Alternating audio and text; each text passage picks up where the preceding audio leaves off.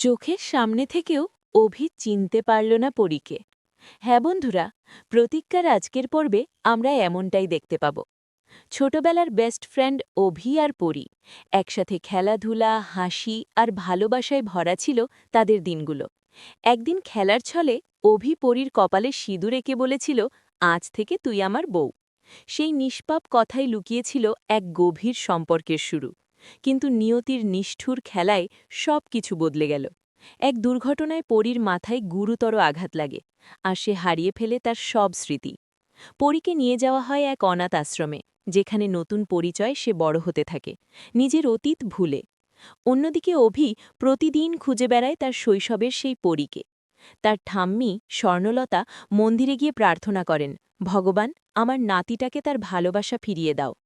সময়ের সাথে অভি হয়ে ওঠে এক নামকরা উকিল, যে অসহায় মানুষের জন্য বিনা পয়সায় লড়াই করে। একদিন আশ্রমের এক নিরীহ ছেলেকে মিথ্যা মামলায় জেলে পাঠানো হয়। অভি সেই ছেলেটিকে মুক্ত করে আনে। কিন্তু পরী, যে তখনও অভিকে চিনতে পারেনি, ভুল বুঝে তাকে কঠিন কথা বলে ফেলে। অভি কিছু না বলে নিঃশব্দে সেখান থেকে চলে যায়।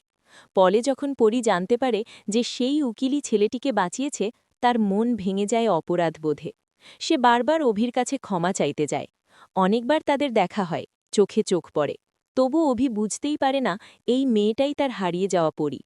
চোখের সামনে থেকেও সে চিনতে পারল না তার ভালোবাসাকে। আর পরী সব বুঝেও স্মৃতিহীন হৃদয় নিয়ে দাঁড়িয়ে রইল তারই সামনে, অচেনা হয়ে।